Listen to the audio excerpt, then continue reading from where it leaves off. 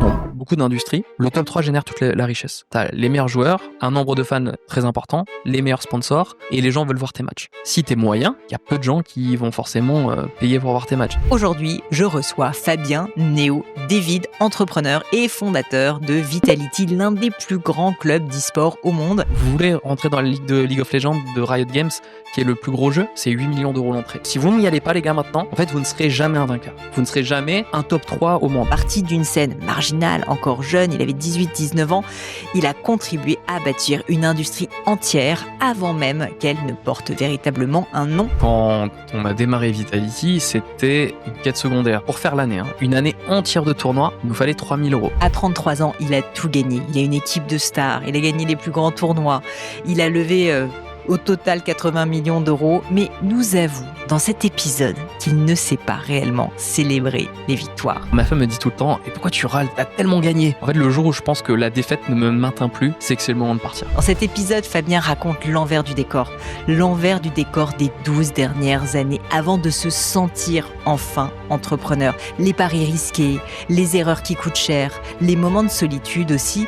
Il décortique le business model de l'e-sport, parle sans filtre de santé mentale, de mentor, de temps off et de performance non-stop. Moi, je fais partie vraiment de cette catégorie de personnes qui refusent de se faire accompagner. C'est un désastre. Avant de terminer, j'ai envie de vous citer une très très belle phrase du Cid, cette merveilleuse pièce de théâtre. Je suis jeune, il est vrai, mais aux âmes bien nées, la valeur n'attend pas le nombre des années. C'est ce que m'a évoqué Fabien dans cet épisode.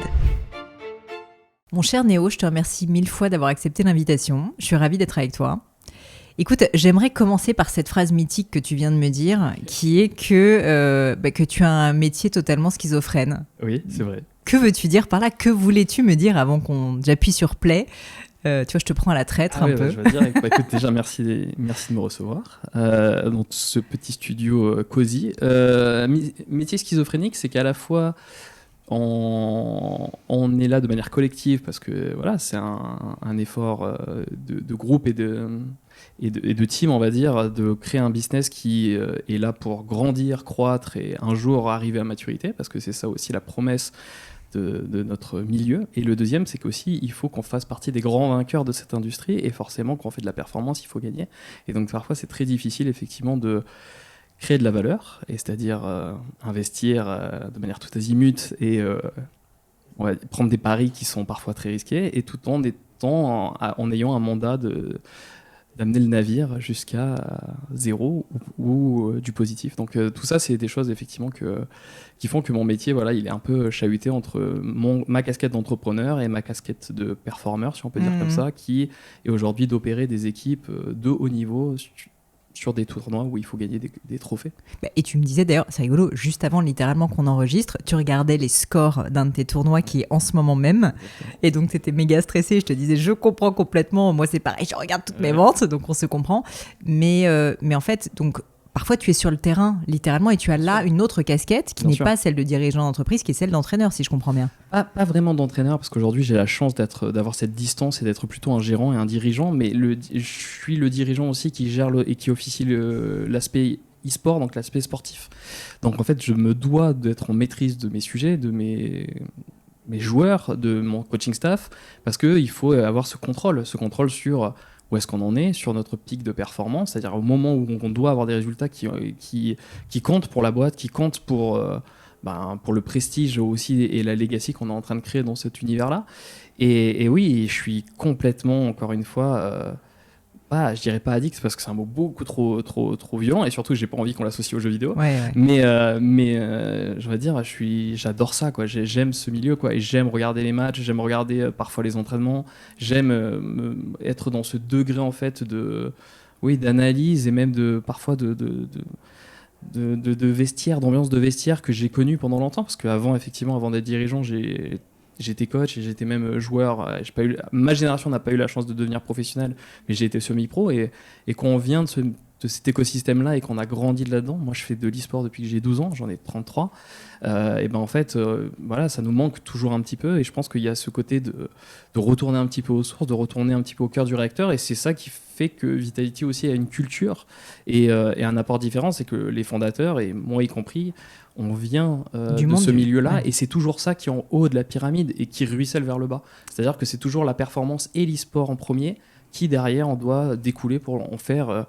demain une entreprise qui sera valorisée plusieurs centaines de millions, ce qui est l'objectif. C'est hyper intéressant. Là, tout de suite, tu vois, ce qui m'a beaucoup intéressé dans ce que tu as dit, c'est que tu as un rôle de fondateur où, en fait, pour le formuler autrement, tu es garant de vos valeurs et donc du fait que la performance et la performance sportive restent le pilier fondamental de qui vous êtes. Et donc, en fait, votre différenciation. Parce que je ne connais pas bien le monde du e-sport, mais j'imagine que tout le monde ne vient pas dans les boîtes de e-sport, parce que c'est quand même un secteur très à la mode et sur lequel il y a des milliers, en tout cas des énormes levées de fonds qui ont lieu. Donc, il y a beaucoup d'investissements, mais il y a peu de fondateurs dans le monde du e-sport qui viennent justement eux-mêmes du terrain, n'est-ce pas ? Très peu. Très peu, c'est-à-dire que généralement, il y a quand même, on va dire, quelqu'un qui initie la chose, ou qui a un peu cette petite étincelle qui va allumer ou embraser finalement cette forme-là, quoi, cette entreprise. Mais aujourd'hui, sur de la durée, c'est-à-dire, par exemple, pour ma part, la boîte va avoir 12 ans cette année, c'est rare que les fondateurs soient toujours aux manettes, soient toujours en contrôle, et soient toujours, entre guillemets, les gardiens du temple, comme tu viens de le dire. Donc oui, c'est ça qui fait aussi la force de Vitality, son attractivité, parce qu'aujourd'hui, quand quelqu'un vient chez nous, il sait exactement pourquoi il nous rejoint, et il y a aussi cette forme un petit peu de privilège de se dire, je parle à quelqu'un qui a posé les briques, et qui a contribué, pardon, je veux le dire très modestement, qui a contribué à poser les briques d'un sport qui, un jour, sera très grand public et dépassera aussi... les adolescents rêveurs qu'on était dans une petite chambre d'ado il y a quelques années. Ouais. Qu'est-ce que tu penses que ça apporte concrètement de différent ? Parce que tu vois, là, on est presque un peu théorique en se disant, vous avez la culture de la performance sportive, etc. Mais est-ce que tu aurais un exemple vraiment concret qu'on puisse visualiser où tu nous expliques qu'est-ce que ça veut dire pour vos joueurs ou pour le public ? Non, je pense que déjà de parler le même langage. C'est-à-dire que quand on est passé un peu par tous les corps de métier, on a beaucoup plus de compréhension de comment finalement se structurer et comment en fait être des facilitateurs pour les amener à ce qui compte. Et nous, c'est ce que j'aime dire à nos joueurs, c'est que nous en fait on n'est rien sans eux et on doit avoir une confiance qui est aveugle et totale. Parce que sans eux, je ne suis pas champion du monde. Avec eux, je le suis. Et en fait, moi, je dois créer une sorte de safe place en fait, une safe place où ils se disent Vitality aujourd'hui ont des attentes, ont un prestige parce que ils ont cette exigence des top résultats et du très haut niveau parce qu'ils sont là depuis tellement longtemps, ils l'ont déjà prouvé et reprouvé qu'ils sont capables de gagner. Il faut que j'arrive à rentrer là-dedans, mais en même temps, je suis accompagné avec des gens qui vont faire les efforts avec moi, qui vont comprendre finalement ce dont j'ai besoin pour me sentir le plus à l'aise possible et me concentrer sur ce qui compte, c'est-à-dire avoir de l'impact et créer de la valeur. Et ça, c'est quelque chose qu'il faut qu'on crée, et je pense que ça se crée uniquement quand...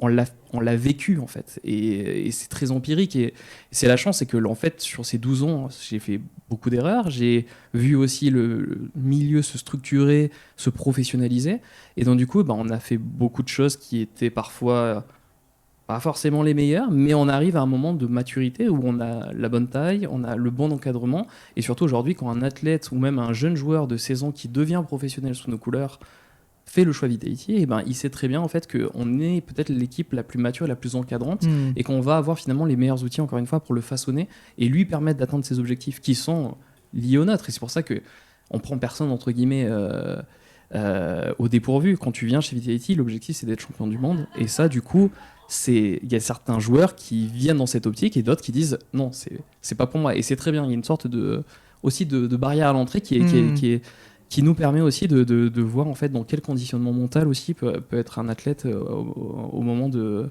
signer son contrat. Tu disais, c'est un monde qui se structure énormément. C'est vrai que j'ai l'impression, notamment depuis le Covid, qu'on entend beaucoup plus parler d'e-sport, alors que quand vous avez créé la boîte il y a 12 ans, clairement c'était un peu novateur. Ouais. On va revenir dessus. Très abstrait. Ouais. Voilà. Et donc je te pose cette question parce que naturellement, quand un monde se structure, vous avez en plus levé beaucoup d'argent. Je peux imaginer que vous avez été poussé à vous aussi vous professionnaliser. Et donc là, il y a toujours un risque de perdre ces valeurs et ce qui a fait aussi votre force de fondateur. Bien sûr. Ça, c'est hyper important et c'est hyper clé ce que tu dis, dans le sens où quand on a démarré Vitality, c'était une quête secondaire, si je dois le dire en langage jeu vidéo. C'est-à-dire que c'était pas mon métier. Aujourd'hui, on essaie non plus d'en survivre, mais d'en vivre. Et c'était très difficile. Mais les premières années, on se retrouvait à faire des événements de partout en Europe ou en France. Il n'y en avait pas toutes les semaines, il y en avait un tous les 3 mois. On se finançait avec ce qu'on pouvait. On signait les sponsors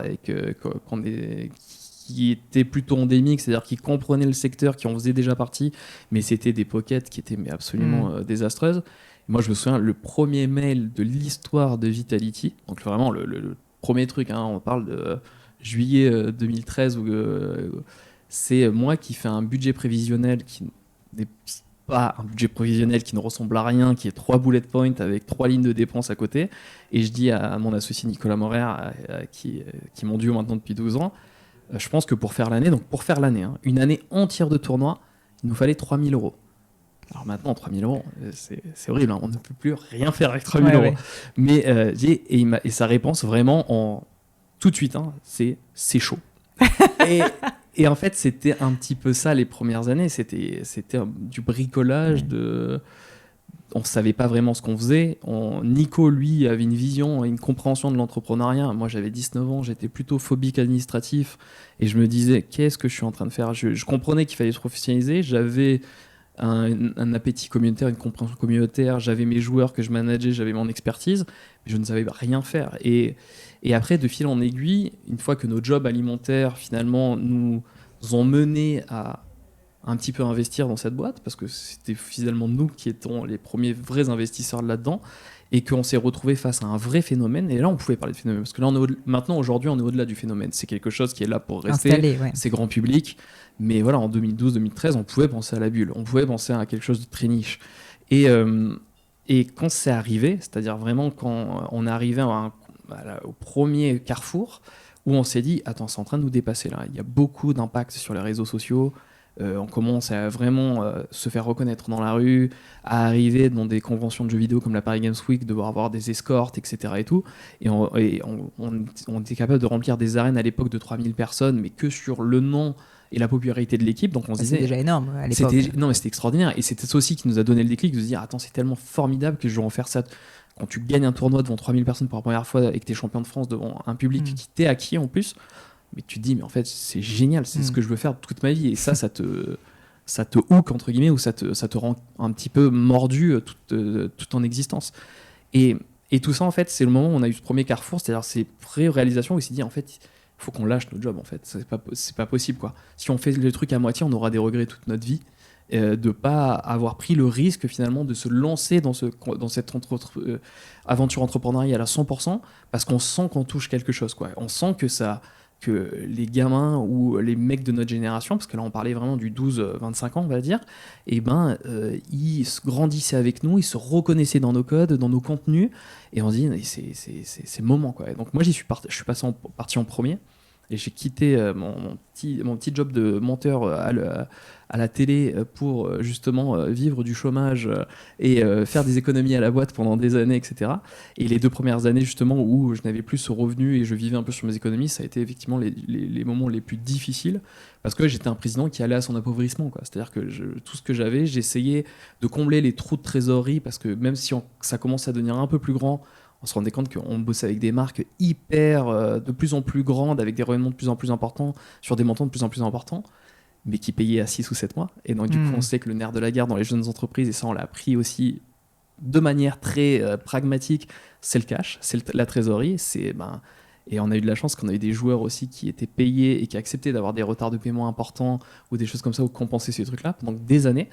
Et après, du coup, on est parti sur une levée de fonds, et le levée de fonds pour gommer ce truc de trésorerie. Juste, je t'interromps 2 secondes, Néo, mais pour que je comprenne le business model, pourquoi est-ce que vous avez besoin de trésorerie ? En fait, quelle est la manière ? Parce que je pense qu'il y a beaucoup de personnes qui nous écoutent qui, sincèrement, ne connaissent pas le e-sport. Non, mais t'as raison, il faut repartir à zéro. Et donc, juste revenir, le business model, comment est-ce que concrètement vous gagnez de l'argent dans cette histoire ? Alors, c'est la même chose qu'un club de sport traditionnel. C'est la même chose. Sauf qu'il nous manque 2 gros revenus line, entre guillemets, ou 2 grosses catégories qui sont l'hospitalité et le ticketing, c'est-à-dire le fait de vendre des billets. Donc ça, par exemple, exactement, les abonnements, que le PSG va vendre un abonnement, va monétiser des loges privées ou ses partenaires, va les valoriser sur de l'événementiel avec X rendez-vous dans l'année qui sont garantis. Nous, aujourd'hui, l'e-sport appartient à un ayant droit privé qui sont les éditeurs du jeu, qui organisent leurs propres tournois, et c'est eux qui le font dans leurs arènes à leurs frais, ou dans des studios s'ils font des modèles de championnat, et c'est eux qui monétisent le package. Donc on prenait un exemple, Riot Games qui a par exemple créé Teamfight Tactics, donc TFT, eux c'est les éditeurs, et donc c'est eux en gros qui touchent les royalties et nous, quand ils organisent des et nous on est payés entre guillemets pour contribuer à la ligue, c'est-à-dire en tant qu'acteur, en tant que compétiteur, on a accès à des revenus et qui nous sont payés par l'éditeur. Par exemple, le modèle de Riot, c'est un modèle de ligue fermée comme la NBA, où en gros il y a un pot commun et tout le monde a des parts de ce gâteau, et donc en fait on se met dans une position où on est tous partenaires pour créer le meilleur produit pour les fans, pour les joueurs, pour les équipes, et tout le monde entre guillemets prend une part de ce gâteau là. Ça c'est le modèle vraiment des ligues fermées, ou sinon les autres modèles c'est les modèles ouverts, c'est complexe tu vois. Et ben là effectivement c'est nous, on va être payé pour jouer à ces tournois, ça va être une petite compensation financière, et derrière on se paye évidemment sur le cash price, c'est-à-dire ce qu'on va gagner en gain pur. Si vous gagnez un prix. Si tu gagnes, tu vas toucher 500, 1 million d'euros ou des choses comme ça. Là-dessus, nous, on va prendre un tout petit pourcentage parce que la plupart du temps, ça va sur les joueurs. Et aussi, on a un truc qui est très fort contrairement au sport traditionnel, c'est que nous, en fait, on a des micro-transactions dans les jeux. D'accord. Donc, par exemple, je sais pas, tu joues à Candy Crush ou tu joues à TFT. Tu vois, tu peux t'acheter, tu sais que je joue à TFT. Au bout d'un moment, le jeu est gratuit. Tu le télécharges, c'est gratuit, tu joues pendant des heures, le jeu est génial, il est fait pour que justement tu relances des parties en boucle. Il est bien fait d'ailleurs. C'est hyper bien fait, tu te sens bien dans ce petit truc. Et puis au bout de 7, 8 heures, 9 heures de jeu, tu te dis tiens, c'est rigolo. Mon petit personnage au côté, il pourrait être un petit peu plus mignon. Il pourrait être plus joli. Exactement. Et en même temps, je suis fort. J'ai envie de montrer aux autres que je suis fort. Regardez, si je prenais, je sais pas, une petite armure pour montrer que ce personnage, c'est le mien, ou je le maîtrise mieux que toi. Et en fait, tu te dis, bah finalement, j'ai pas payé mon jeu 60 € comme dans un business traditionnel avec on va dire, quand t'achètes un FIFA ou un IFC maintenant, tu vas dans ton Micromania, tu payes 60 €. Là, on te dit, allez, c'est gratuit. C'est gratuit. Mais par contre, allez, tu as passé une centaine d'heures, 50 heures, tu peux mettre 1,49 €, 2,29 €, qui finalement, à l'échelle de 3, 4 ans, 5 ans, vont se transformer en 500 €, 600 €, parce qu'en fait, à force de mettre un petit euro par-ci, tu te rends compte que c'est sympathique et tu renchéris. Bah, c'est le principe de Candy Crush, c'est le principe de tous ces jeux qui sont hyper bien faits, ou si tu es bloqué au bout d'un moment, soit tu te débloques comme ça. Et ça, par contre, c'est anti-e-sport, tu vois. L'e-sport ne doit jamais être un pay to win. Bah oui. Tu ne dois jamais acheter quelque chose. Exactement. Donc en fait, pour nous, c'est que esthétique. Et ça, les équipes, exactement. Ça, les équipes, par exemple, sur les jeux, comme Counter-Strike ou comme sur League of Legends, on va avoir des petits items cosmétiques comme ça, tout mignons, avec le logo Vitality. Et si quelqu'un veut montrer son appartenance à notre club ou simplement le supporter, ils vont l'acheter. Et ça, on va récupérer des royalties. Et ça génère énormément d'argent pour les clubs. Et ça, c'est vraiment une force. Par contre, voilà, on revient au sujet initial. Pas d'hospitalité, et surtout on n'a pas de droits médias. C'est-à-dire qu'aujourd'hui, si tu regardes dans le sport, qu'est-ce qui génère de l'argent ?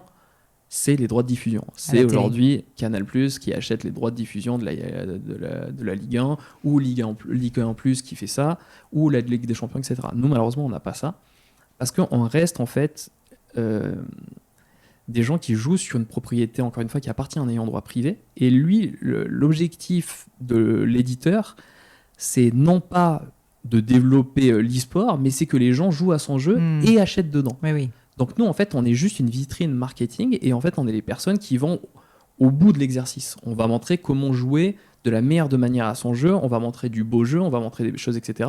Mais on reste un appendice marketing. Et donc du coup, lui, l'éditeur, il se dit, pour que mon jeu il soit vu, il faut que j'aille sur les canaux de diffusion qui captent les jeunes. Et ça, par exemple, on prend le cas de Twitch qui appartient à Amazon, qui est la plus grosse plateforme de streaming de jeux vidéo, ou même de contenu, des just talking, ou des divertissements sur Internet, qui est vraiment, on va dire, presque un rival de YouTube de ce côté-là. Eux, en fait, ils ont le monopole. Que ça soit dans les pays comme les États-Unis, jusqu'à la France, en fait, aujourd'hui, Twitch n'a pas de concurrent. Il y a eu des excès avec Mixer sur Microsoft, avec Dailymotion, Cocorico à un moment donné, mais ça n'a jamais donné. Ouais. Et donc, du coup, le fait que ça soit un monopole, les éditeurs de jeux ne veulent pas ne veulent pas finalement mettre les droits aux enchères, parce que le risque que leur jeu ne soit plus visible par la masse, ça nuit en fait à l'enjeu marketing. Donc on n'arrive pas à monétiser encore les jeux là-dedans. Je te posais la question parce que tu évoquais tout à l'heure les problèmes de trésorerie, qui est effectivement le nerf de la guerre mais c'est très bien. C'est effectivement le nerf de la guerre pour beaucoup d'entrepreneurs et pas seulement d'ailleurs au démarrage. Malheureusement, ça peut arriver beaucoup plus tard après. Et je trouvais que c'était intéressant parce que c'est vrai que du coup vous avez levé beaucoup de fonds et on peut se poser la question de pourquoi. Parce que tu vois, moi de mon prisme d'amateur un petit peu éclairé mais quand même assez amateur de jeux, je me dirais ok, pourquoi est-ce qu'ils ont réellement besoin d'avoir autant d'argent? Et donc en fait tu m'as quand même répondu en me disant oui, mais en fait finalement vous êtes entre guillemets en BFR négatif, c'est-à-dire que vous payez beaucoup de choses pour que les joueurs s'entraînent, des frais marketing aussi, des choses comme ça, mais en fait vous êtes payé seulement une fois que les compétitions ont lieu. Et pas que, parce que en gros, bien sûr, il y a ça, mais il y a aussi le donné, c'est qu'en fait, il faut qu'on monétise finalement notre service, quoi, ou la visibilité qu'on rapporte ou qu'on génère. Parce qu'au final, on est devenu notre propre média. Et ma génération, avec l'avènement des réseaux sociaux et la place que ça a pris, en fait, finalement, on a créé notre propre marque, on a créé notre propre amplificateur.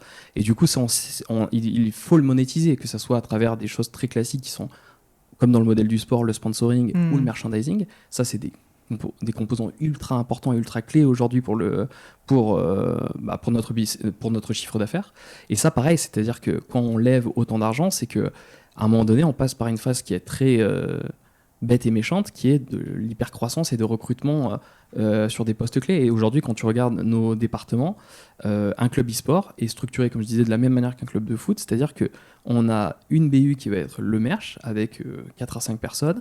On va être le partnership, ce qui est le nerf de la guerre de notre côté, et là, on va être autour de 15 personnes.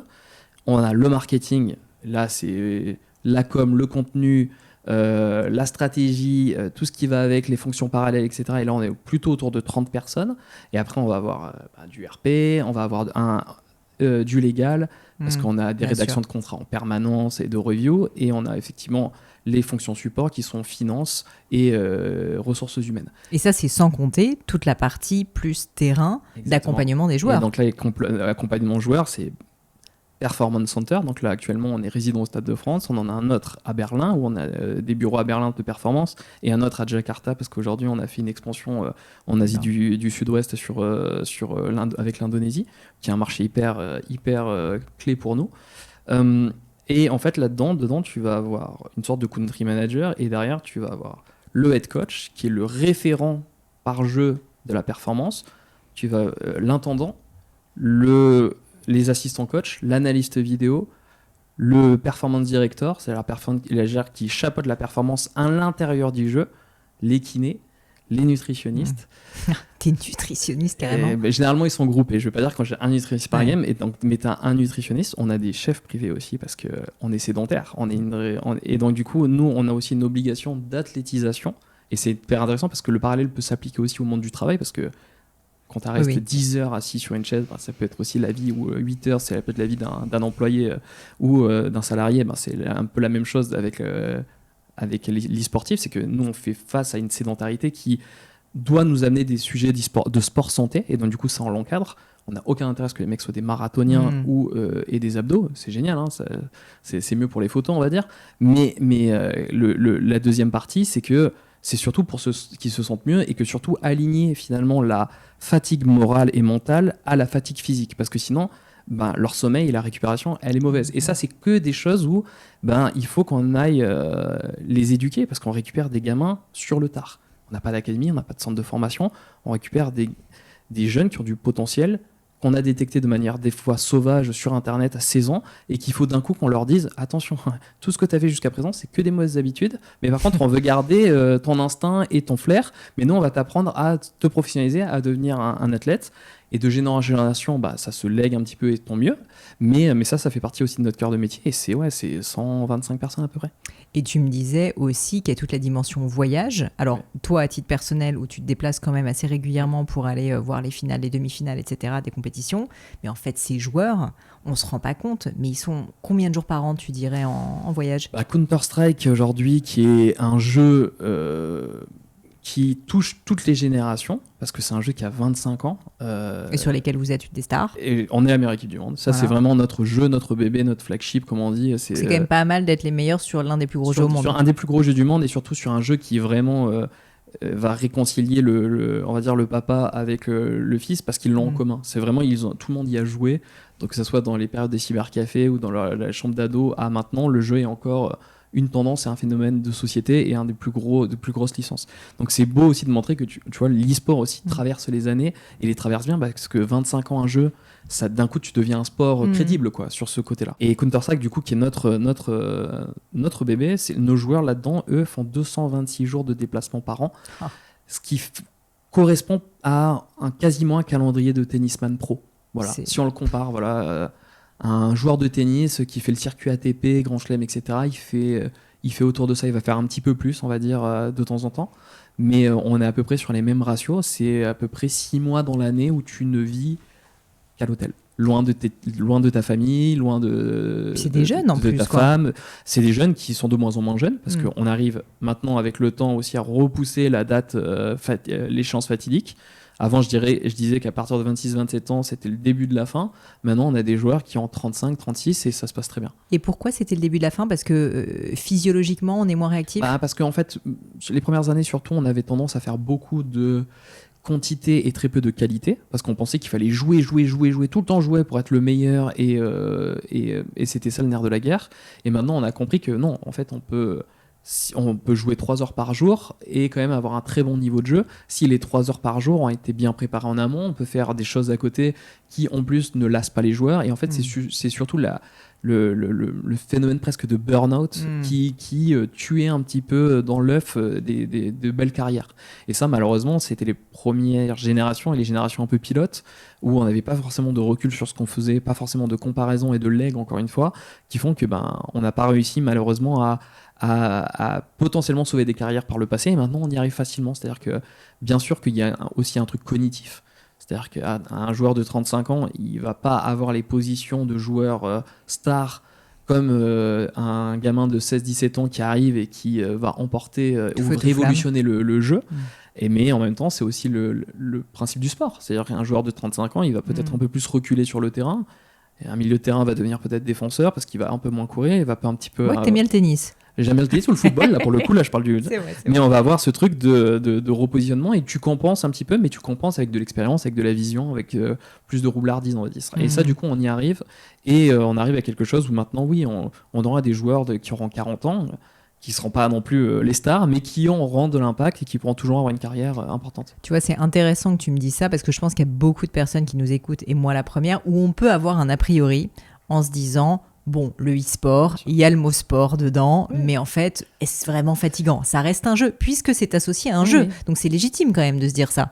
Mais tu as raison, et je pense que ça a été une erreur sur les premières années de la discipline, qui n'est pas très vieille, qui a une trentaine d'années, de l'avoir appelé e-sport. Si tu veux mon humble avis. Moi, je pense que ça aurait été hyper intéressant. Tu es assez bien placé pour avoir un avis. Mais je veux dire, c'est... En fait, je pense qu'on a voulu utiliser un mot assez générique pour essayer en un mot ou une phrase, et c'est un très bon claim marketing, ou c'est un très bon pitch.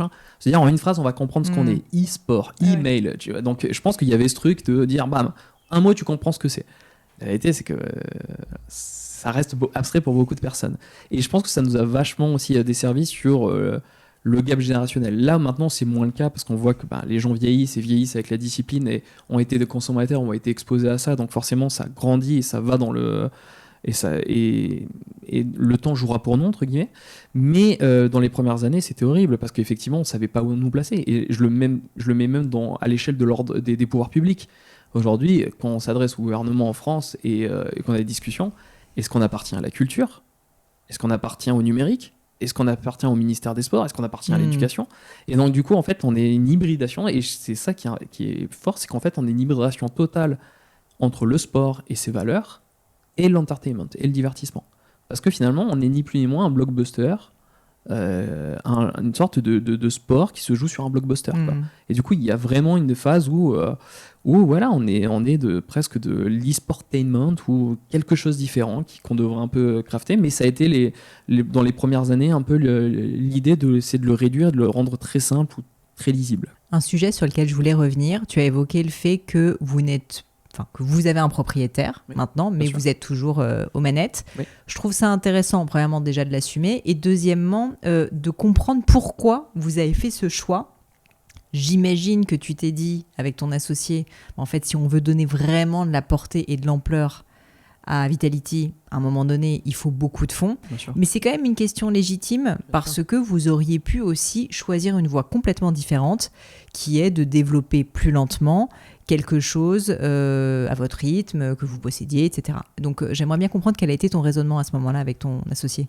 Le raisonnement, il a été simple. C'est quand j'évoquais en première partie les difficultés qu'on avait justement à gérer notre trésorerie, à grossir, alors qu'on voyait qu'on avait quelque chose qui nous donnait la sensation d'être un véhicule médiatique et un véhicule culturel ultra fort. Il y a cette dimension où tu te dis, peut-être avec plus de moyens, il y a un time to market qui est maintenant et qui nous crée une sorte d'urgence de se dire, et ça c'est notre lecture, et ça a toujours été la lecture pour Vitality, c'est que dans le sport ou dans beaucoup d'industries, le top 3 génère toute la richesse. D'accord. Si tu es troisième dans le sport, dans le top 3, tu as les meilleurs joueurs, un nombre de fans très important, les meilleurs sponsors, et les gens veulent voir tes matchs. Si tu es moyen, si tu es le milieu du tableau, à part si tu as une grosse, on va dire, présence locale et que quelque chose qui se lègue, entre guillemets, il y a peu de gens qui vont forcément payer pour voir tes matchs. Et je ne veux pas attaquer aucune région ou équipe de Ligue 1, etc. Mais les gens préfèrent aller voir le PSG ou l'Olympique de Marseille ou des gens qui se battent, entre guillemets, pour les premières places et qui ont ce prestige-là parce que c'est ce qui, intrinsèquement, génère, à notre sens, la richesse. Donc on a toujours eu ce claim et cette idée de se dire que Vitality, quoi qu'il arrive, doit être un top 3. Donc les premières années, c'était assez simple, on était 2. Donc vous y étiez. Donc non, mais pas 2 dans l'écosystème, mais 2 dans la boîte. Ah ok, pardon. Donc si on plantait la boîte, c'est pas grave. C'est incroyable. Ce que tu es en train de dire, c'est qu'à l'époque, vous êtes 2 dans la boîte, vous avez pas d'argent, t'es au chômage, enfin, vous êtes dans un contexte pas possible, et vous dites à ce moment-là, on veut être dans le top 3 mondial. Ouais, vous aviez déjà cette ambition. Mais je pense qu'on avait surtout cette forme d'inconscience qui nous a vachement réussi. C'était de l'inconscience totale. Mais on avait l'envie et l'ambition de se dire, en fait, tout le monde se dit, quoi, quand tu fais quelque chose, tout le monde te dit, je veux être le meilleur du monde, je veux tout gagner. Là, quand je parle à des gamins que je recrute demain, ils me disent tout le temps ça. Je suis pas d'accord. Ah, oui. Il y a des personnes qui se disent, j'ai juste envie de bien faire, mais ils se posent même pas la question, en fait. Ils ont envie, ces gens-là, je te jure. Non, mais c'est vrai parce que moi, c'est maladif, quoi. C'est genre vraiment, quand je fais un truc, j'ai un truc de compétition. Et ce qui me fait souffrir. C'est ça en fait, c'est que vous êtes des compétiteurs tous les deux. Je pense, t'as raison. Mais c'est trop, c'est à outrance. Tu vois, c'est quelque chose que par exemple on n'a toujours pas. C'est intéressant, mais tu vois, genre sur les trucs aussi un peu plus personnels, c'est qu'on est une boîte qui a, en fait, on a gagné tellement et on a tellement fait plein de choses qu'on ne sait pas célébrer les succès. Et ça, je pense que c'est l'autre plein d'entrepreneurs, etc. Mais c'est quelque chose, on ne sait toujours pas répondre à cette question, même après 12 ans. Comment on célèbre les succès? Comment, en fait, oui, on peut prendre tout le monde au restaurant, faire une petite sauterine à chaque etc. C'est cool. Mais je veux dire, mais même intrinsèquement, c'est comment à un moment donné, on se pose, on se dit, waouh, c'est cool, tu vois. Il y a vraiment ce truc un peu frénésique et d'ambition presque dévorante de temps en temps. Et on l'avait, je pense, même quand on n'était rien. Et il y avait ce côté de se dire, ça a peu d'impact. Parce qu'en fait, on venait d'un autre milieu, on n'était pas entrepreneur, c'était notre première boîte, il y avait peu de responsabilités. C'était plus compliqué quand tu commences à avoir 5, 6, 7 employés, où là, tu dis, à partir de maintenant, là, je peux plus faire n'importe quoi, là, je peux pas m'amuser, là, je vais faire de mon mieux, et bien sûr que je vais essayer d'amener cette ambition-là, mais d'un coup, il faut aussi que tu deviens une sorte de lionne un peu, il faut que tu rationnes la chose, etc. Mais les premières années, ça a été souvent ça. Et en fait, notre lecture, encore une fois, c'était on veut être un top 3. Et pour ce faire, nous, notre compréhension, c'est que le marché n'ira pas aussi vite que les gens l'estiment. Et que si on va, par exemple, si on fait une levée de fonds avec un fonds d'investissement ou on va dire des personnes qui ont besoin d'avoir un retour sur investissement ou d'aller de vendre le produit, excuse-moi, de vendre la boîte dans un horizon de temps assez restreint, on n'y arrivera pas parce qu'on va être déceptif. Parce qu'en fait, nous, on a très vite compris que c'est un milieu qui va prendre du temps à trouver son modèle et qui va nécessiter des levées et des levées. Donc nous, notre priorité, quand on a commencé un petit peu à se dire et à voir les opportunités aussi du secteur qui commençait à se structurer en ligue fermée avec des tickets d'entrée, donc ça aussi, c'était aussi le marché qui nous envoyait des signaux. Le marché nous disait, vous voulez rentrer dans la ligue de League of Legends de Riot Games, qui est le plus gros jeu, c'est 8 millions d'euros l'entrée. Donc si tu ne lèves pas de fonds, tu n'as pas accès à ça. Tu peux même pas y rentrer. Exactement. Donc en fait, on avait ce double projet. Le double projet, c'est de répondre à nos besoins structurels. Le deuxième, c'était comment répondre en fait au marché qui était en train de se structurer à un moment T et qui nous disait, en fait, le time to market, c'est maintenant. Si vous n'y allez pas, les gars, maintenant, en fait, vous ne serez jamais un vainqueur. Vous ne serez jamais un top 3 au monde. Et donc, du coup, on a eu le privilège d'être une des équipes qui avons ouvert le bal des levées de fonds sur la discipline e-sport. Et ça a été, mais, désastreux. Ça a été un moment les plus durs de notre vie. Qu'est-ce que tu veux dire ? Parce que le principe de levée de fonds, c'est toujours pareil. C'est tu lances 25 000 filets à la mer et quand tu le ramènes, tu as un poisson, quoi. Et ben là, c'était ça. Et qui n'est pas toujours bon. Pas toujours bon, pas toujours frais. Et là, tu le faisais. Et en plus de ça, des fois, il y a des mecs, mais vraiment, ils ne comprenaient pas du tout ce qu'on leur racontait, quoi. Ils ne voyaient pas le business. Donc, il fallait vraiment trouver des gens très spécifiques qui connaissaient un peu le numérique, qui connaissaient le sport, qui avaient investi dans le sport, etc. C'était très compliqué. Et en fait, par des chemins de traverse, des banquiers d'affaires, etc. et tout, on a réussi à trouver finalement et se focaliser sur des family office. Donc là, pour le coup, c'était une famille de milliardaires qui ont créé un fonds d'investissement sur robotique, IA et e-sport. Okay. Hyper avant-gardiste, parce que je parle ça d'il y a quasiment 8 ans. Et en plus, qui lie la robotique à l'IA, donc il fallait quand même avoir une sorte de vision déjà à l'époque, qui eux, en fait, ont complètement compris. C'est-à-dire que, et ils se sont dit, ok, nous on voit le play, on comprend ça, et nous, le bosser finalement avec un family office, malgré le fait de perdre la majorité, on se disait, c'est simple, en fait, le jour où il faudra relever, parce qu'on relèvera, ou qu'il y aura d'autres opportunités qui vont se créer, parce que demain il peut y avoir la franchise de Counter-Strike, demain il peut y avoir la franchise d'autres choses, et bien au lieu de remuer le marché et de se confronter à des gens qui ne comprennent pas ce truc-là, on a un partenaire en fait privilégié qui comprend que la nature du business est à risque, que c'est un investissement à risque, qui va nécessiter encore de l'investissement. Et en fait, c'est ça qui nous a mis dans une position aussi ultra confortable. C'est que du coup, on avait un investisseur qui était certes un propriétaire, et certes la personne qui nous donne notre mandat, mais qui nous a permis aussi de faire des levées en interne et nous a permis d'accélérer quand il fallait accélérer ou de partir sur des stratégies de diversification à partir d'un portfolio qu'il possédait ou qui était capable de financer lui-même. Et en fait, ça a été un des plays les plus intelligents, c'était la compréhension de la typologie de notre investisseur sur la temporalité de notre potentiel exit. Ce qui est très intéressant dans ce que tu dis, on va pas être trop technique, mais c'est que en fait c'est presque comme si vous aviez eu un rachat de boîte et que vous étiez adossé à un industriel en fait. Exactement. Qui vous soutient dans le temps, et c'est très différent en ça d'un fonds d'investissement qui veut juste faire son exit dans les 3 à 5 ans. Exactement. Et donc pour vous, je dois dire qu'en termes de stabilité et de réinvestissement ultérieur dans l'entreprise, en fait ça change tout. Non, ça a changé tout, et je pense que c'est là où c'est le génie de Nico, hein. Là je lui donne ce qui lui appartient et que lui avait compris, donc Nicolas Morer qui est mon cofondateur, qui lui avait compris finalement que ça irait pas aussi vite que ce que tout le monde pensait. Et vraiment, encore une fois, ça a été ce qui nous a vraiment permis de voir en fait plein de générations d'équipes malheureusement mourir ou malheureusement diminuer la voilure ou leurs ambitions, pendant que nous, en fait, on était très stable et qu'on arrivait à structurer étape par étape. Donc des fois, on a eu des grosses accélérations et des décélérations aussi quand le marché était un peu moins propice ou qu'il y avait des choses qui étaient imprévisibles. Je pense le crypto crash, la guerre en Ukraine, je pense que ça a mis un gros coup dans beaucoup de priorités. Et comme on dépendait énormément des sponsorships, c'est que la plupart des boîtes qui sponsorisaient se disaient...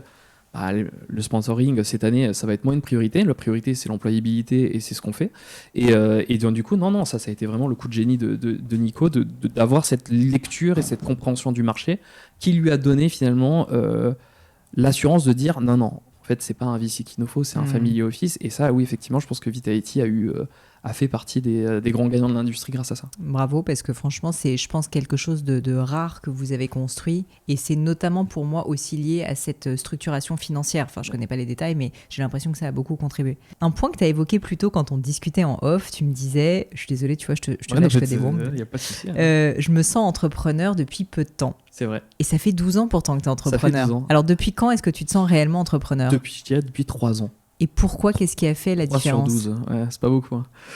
Je pense que les premières années, ça compte pas vraiment.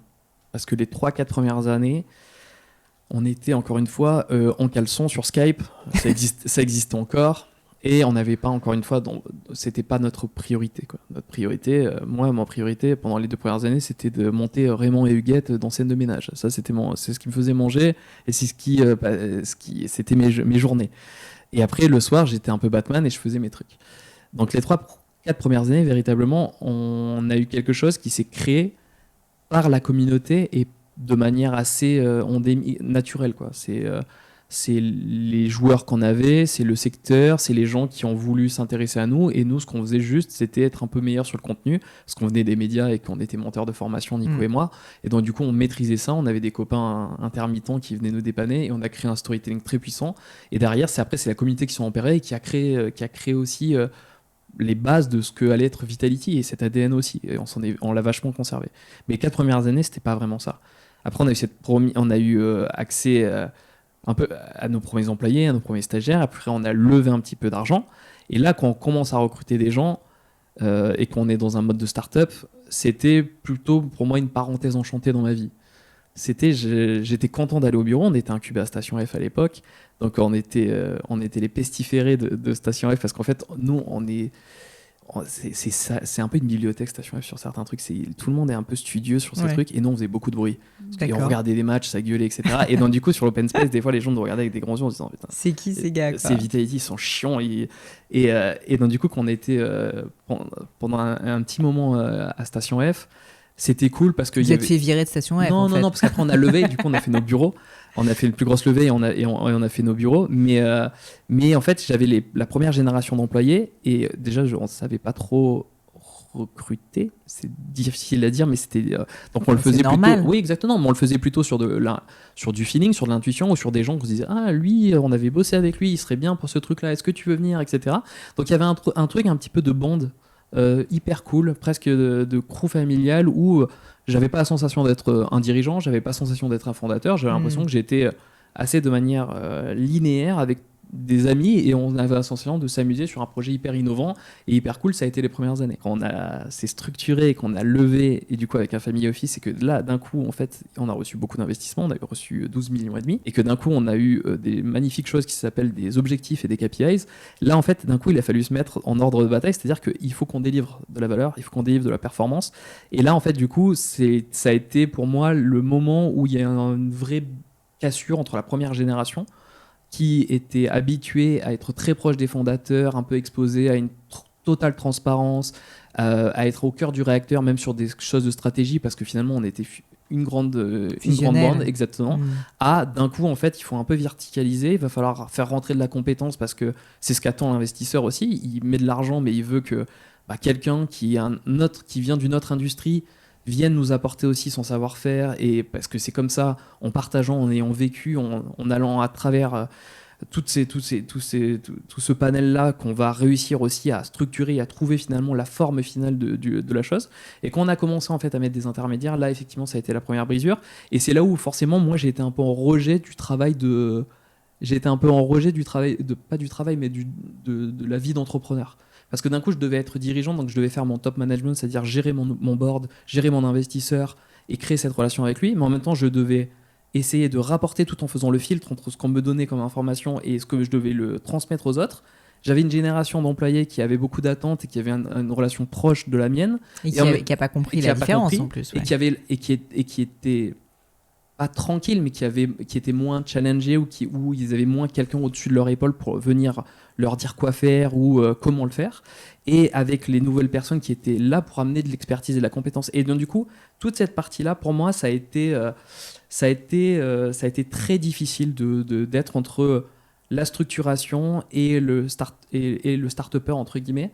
Et ça a été un peu des blessures personnelles aussi, pendant longtemps. C'est-à-dire que j'ai senti vraiment le côté, l'isolement un peu de l'entrepreneur. C'est un peu cliché de dire ça, mais ce côté d'être un petit peu, de devoir plaire à tout le monde, d'essayer de plaire à tout le monde et au final de plus prendre du plaisir ou de trouver du sens dans ce qu'on fait ou d'amener de la valeur ajoutée. Donc j'ai essayé de le faire, mais je le faisais maladroitement et je pense qu'à ce moment-là, pendant 2-3 ans, j'étais un peu en pilote automatique et j'étais pas forcément en maîtrise.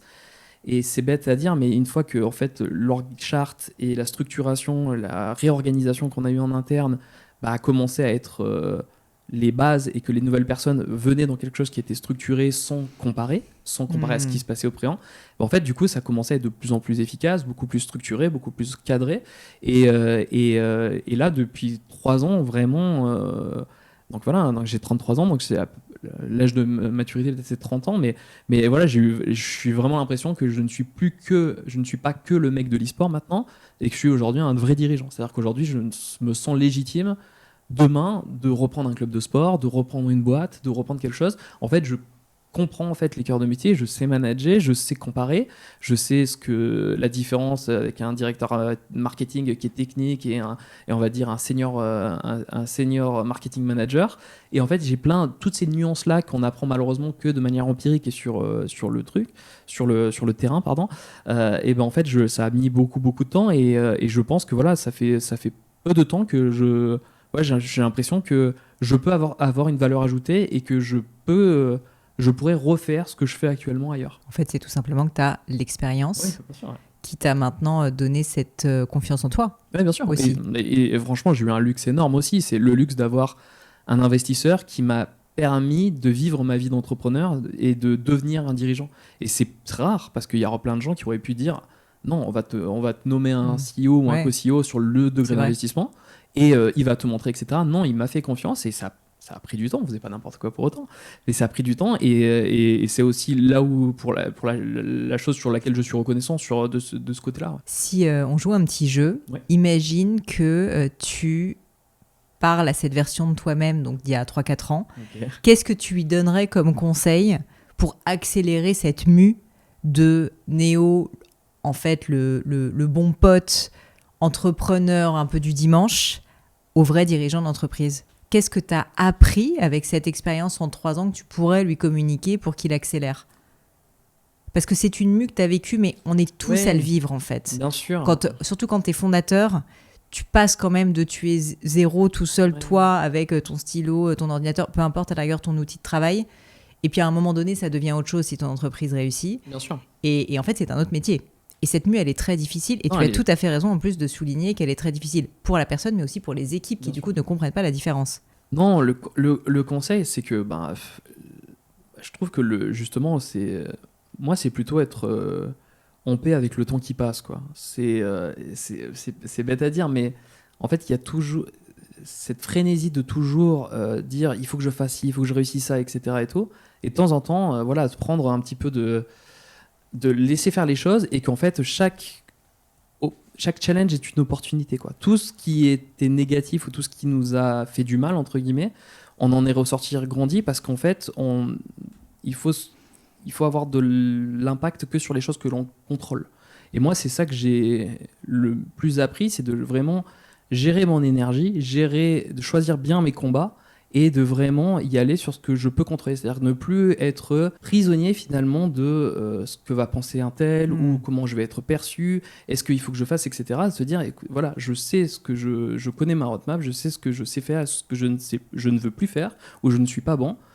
Être assez transparent sur ça, montrer de la vulnérabilité aussi. Je pense qu'il y avait un truc de pudeur aussi qui de temps en temps, où en tant qu'entrepreneur, on a toujours envie d'être un rock, on a toujours envie de te montrer qu'on est solide, on est truc, on est machin, on vient du sport, etc. Et en fait, il y a plein de choses sur lesquelles, moi, ça m'a fait du bien aussi d'en parler, sur mes problèmes de santé mentale, sur mes problèmes etc. Et de montrer qu'en fait, on reste en fait des humains après tout, et qu'il y a une sorte d'ouverture, de transparence, et c'est ça que j'essaie de... En fait, non, je pense que c'est ma dimension entrepreneuriale aussi, et le fait que je me sens plus un dirigeant aujourd'hui, c'est parce qu'aussi, je pense que je suis juste un adulte construit maintenant. C'est bête à dire. Et pendant longtemps, peut-être, j'étais juste un ado rêveur un peu terrible. Mais il y a juste ce rapport à, oui, à l'ego, à la reconnaissance, au temps qui passe, à ma crédibilité qui a un peu disparu, parce qu'en fait, je sais mes forces. Et du coup, maintenant, j'essaie justement d'être plus dans le partage, quoi. Plus d'être comment je vais être une valeur ajoutée, comment je vais aller voir au sein des équipes ce que je peux leur apporter. Et en fait, du coup, en fait, c'est à la fois ça crée une forme de loyauté, et à la fois c'est enrichissant aussi. Et ça, c'est des trucs sur lesquels moi je prends beaucoup de plaisir, voilà. Tu veux dire qu'avant, t'essayais un peu trop de prouver oui, qui t'étais et ton rôle ? Il y avait un truc de... T'as pas envie de lâcher un peu le contrôle, il y a des trucs sur lesquels t'as un peu de défiance, et du coup tu mets les mains à la pâte, tu reprends des trucs un peu opérationnels, mais c'est un peu... Et en fait, il n'y a pas vraiment de valeur ajoutée à ce que tu le fasses, etc. Alors que, en fait, finalement, c'est juste... c'est bête et méchant, hein, mais de déléguer avec le bon degré, finalement, de distance stratégique ou d'impact stratégique, etc. Et juste de prendre du temps pour comprendre, etc., ou de s'intéresser aux gens de manière générale aussi. Je trouve que voilà, c'est des banalités à dire, hein, ça a l'air sordide de dire ça, maintenant que je le dis à la voix. Mais en fait, je trouve, voilà, j'ai trouvé en fait cet espace-là, quoi, ce moment où j'accorde plus d'importance à ces choses-là. Et en fait, j'ai un truc personnellement qui est un peu résolu et qui m'a permis en fait d'avancer davantage sur mes sujets avec plus d'assurance et de sentiments que ouais, je suis presque un produit fini. Alors, j'espère pas, parce que j'ai envie d'apprendre et que j'ai envie de me faire de sortir de ma zone de confort, mais en tout cas, la recette que j'ai faite en goûtant, parce que ça a été 12 ans de je mets un peu de ça, je mets un peu de ça, et j'avais pas forcément quelque chose qui était noté de A à Z, et ben je vois que je serais peut-être capable, avec un peu de chance ou à une pincée près, de le recréer, de le dupliquer. Ouais. C'est à la fois terrible ce que je vais dire et c'est rigolo. C'est que je me suis un peu fait la même remarque récemment. Moi, mon entreprise est là 14-15 ans maintenant. Et en fait, je trouve que ça met bien 10-12 ans à comprendre son business. Et souvent, les gens me disent « Ah, mais attends, comment tu sais ça ? Mais attends, t'es tellement intuitive. » Je suis pas du tout intuitive. Ça fait 14 ans. J'ai tout testé. Et donc, je sais. Et ça s'appelle l'expérience, en fait. Ah oui, mais c'est dingue. Hein. Mais en même temps, quel privilège aussi de se dire qu'on a des boîtes qui ont 12-14 ans. C'est aussi parce que c'est extraordinaire, et ça, c'est des choses que il faut qu'on arrive à garder aussi cette capacité d'émerveillement de gamins de 5 ans. Et je pense que même à l'échelle de l'entrepreneuriat, même si c'est dur, hein, c'est dur, mais je pense qu'il faut le conserver. Et voilà, moi je suis... et t'as raison. Et moi je trouve vraiment que maintenant, il y a plein de trucs, je le sens, mais en fait je le sens pas, t'as raison. C'est juste que je me suis planté 40 fois. Tu le sais, en fait. C'est pas que tu le sens, c'est que tu le sais. Et des fois, ça m'arrive. Et des fois, je m'en veux parce que je vois qu'ils font des conneries. Mais pas que moi, hein. Par exemple, je vois des autres équipes qui viennent et qui font des trucs, et je vois et je peux prédire ce qui va se passer. Et tout le monde me dit, mais c'est incroyable, tu as prédit mot pour mot ce qui s'est passé, t'es pas capable de prédire ce qui va se passer pour nous. J'ai dit, bah oui, mais des fois, ça serait trop simple sinon. Mais en fait, c'est juste une question de... Voilà, ces conneries-là, je les ai faites 1000 fois. Et donc, du coup, tu sais très bien dans quelle direction ça va. Dis-moi, pour cette période de transition que beaucoup de personnes peuvent vivre, d'ailleurs, même quand tu n'es pas entrepreneur, quand tu changes de poste, etc., en fait, quand tu changes de cadre, comment est-ce que tu as fait pour avoir ce déclic ? Est-ce que tu t'es fait accompagner, par exemple, par des coachs ? Tu parlais de santé mentale, ou est-ce que c'est vraiment quelque chose que tu as fait, entre guillemets, à la dure, tout seul, en fait, en te plantant et en sortant la tête de l'eau au bout d'un moment ? Moi, je fais partie vraiment de cette catégorie de personnes qui refusent de se faire accompagner, et c'est un désastre. Mais c'est drôle parce que tu es quand même toi-même entraîneur. Exactement, mais c'est terrible. Si je peux te mettre en face de tes contradictions. Non, mais c'est une contradiction énorme parce qu'en fait, En fait, pour moi, être en thérapie, c'est un green flag. Mais attends, je parle pas de thérapie, je parle de coach. Mais même de mentorship et de guidance, ou même d'être accompagné au global sur les questions de santé mentale ou même de skill set. Mais en fait, je suis vraiment une personne qui n'arrive pas à l'appliquer. Et alors du coup, là, c'est sur les trucs de santé mentale. Là, sur le mentorship, ce qui est une chose différente, j'ai eu quand même la chance à un moment donné d'avoir un co-CEO très high level chez Vitality qui s'appelle Guillaume de Montplanet, que je salue et qui regarde sûrement. J'espère. Qui a été DG de Adidas pendant une belle paire d'années, donc quelqu'un qui a été très high level et qui nous a rejoint à un moment donné où on était dans une phase d'hypercroissance où on pensait effectivement que le business allait d'un coup générer 50 millions d'euros par an. On en est revenu. Mais du coup, quand Guillaume est arrivé, c'est la première fois que j'ai eu un dirigeant, c'est-à-dire un co-dirigeant et quelqu'un qui avait chapeauté des boîtes comme Adidas, hein, donc énorme, et être à côté d'un leader comme ça et de se dire, nous, jeunes entrepreneurs que Nico et moi nous sommes, on a besoin de faire rentrer quelqu'un dans le duo pour avoir un trio, ça nous a fait vachement du bien. Voilà. Parce que lui, il est arrivé, il avait un esprit redoutable, quoi. Hyper sharp. Le mec, il était capable en 3 secondes de dire ça marche pas, c'est ce truc-là. Il avait aussi un peu on va dire, quand il mettait en place des choses et des process, et ben voilà, les gens y rentraient ou rentraient pas. Il avait un côté aussi un peu plus brut, alors que nous, on avait plus tendance à laisser du temps ou laisser faire, etc. Parce que lui, il avait vraiment un côté, il faut délivrer de la valeur. Et donc, du coup, on s'en est vachement inspiré. On n'a pas tout pris, évidemment. Mais je pense que ça nous a fait du bien aussi de voir quelqu'un qui vient dans notre playground, dans notre zone de confort, et qu'on lui ouvre la porte de la chambre, qu'il dorme un peu avec nous, et qu'au final on se dise ah oui, c'est marrant, j'avais jamais vu qu'on pouvait faire ça avec ça. Et donc du coup ça nous a ouvert un peu les perspectives et sorti la tête du guidon. Et lui, il a été un peu un mentor, pas officiel parce qu'il nous coachait pas, mais juste de manière de le voir, de voir finalement ce qu'il comprenait du business, comment il l'articulait, comment il l'a structuré, etc. Et ben on a eu en très accéléré finalement une sorte de masterclass entrepreneuriale. Donc ça a été un truc. Mais à côté, j'ai pas eu la chance d'investir sur des conseils ou sur du mentoring. Et franchement, moi je le recommande à plein de gens. Je pense qu'en fait c'est essentiel d'avoir quelqu'un justement qui est dans l'accompagnement, qui est dans le partage, qui est dans c'est de la vocation, quoi, qui est dans l'accompagnement, de donner du sens ou t'aider sur un truc très spécifique où tu te sens pas forcément légitime ou pas en maîtrise, et quelqu'un va te prendre par la main, et la question bête que tu n'oses pas faire ou la vulnérabilité que tu as face à tes équipes parce qu'il y a un moment donné tu vois que tu butes sur quelque chose, que peut-être sur cette safe place tu peux le faire. Ça, moi franchement je serais le premier à dire que il faut le faire. Et d'ailleurs c'est quelque chose qu'on met en place nous pour nos propres équipes au niveau des directeurs, etc. C'est-à-dire qu'ils ont une sorte de coach ou de ticket ou de budget à louer pour avoir soit des cours d'anglais, soit des coachs cours de management, exactement, des cours de management. C'est des choses qu'on essaie de mettre en place. Moi, à titre personnel, j'ai jamais appliqué, ce que je regrette. Et ce que je regrette aussi, c'est d'avoir quelqu'un qui accompagne aussi le dirigeant sur la charge mentale, sur ça, etc. C'est pour ça que je te disais, je suis complètement le gars qui dit aller en thérapie, c'est génial, c'est un green flag, et qui n'est même pas accompagné, et je le regrette. C'est un des trucs sur lesquels j'aimerais beaucoup bosser. Ouais. Bah, écoute, ça se travaille, je pense, assez facilement, mais n'empêche que j'ai envie de dire quelque chose qui est peut-être pas politiquement correct, mais auquel je crois vraiment. Oui, bien sûr, avoir des coachs, ça peut être exceptionnel, et moi j'ai eu des coachs que j'ai adorés, mais il y a aussi beaucoup de coachs qui sont pas forcément des mauvais coachs, mais juste qui te correspondent pas, et il faut pas se forcer non plus, tu vois, à travailler avec un coach. C'est un peu comme un psy finalement. Si t'as pas quelqu'un qui va vraiment t'apporter de la valeur, en fait, il faut pas le faire. C'est quand même de l'argent, c'est du temps. C'est une connexion, je suis d'accord. Il faut, voilà, et malheureusement, en fait, c'est pas si simple de trouver un coach qui te correspond. Donc, je comprends aussi ta réticence. Oui, mais et puis moi, je le vois en fait avec mes joueurs, parce que je les ai longtemps forcés à avoir des coachs mentaux. Et en fait, je vois que c'est un processus qui met du temps aussi à se mettre en place. En fait, pour rentrer dans la pièce, il faut qu'il ouvre la porte. Et des gens sont réticents parce qu'ils n'ont pas le fit, comme tu dis, ou soit des gens ne veulent juste pas l'ouvrir. Ouais. Et donc, du coup, c'est un truc aussi où il faut trouver le bon interlocuteur et la personne que tu vas juger amène de faire ça.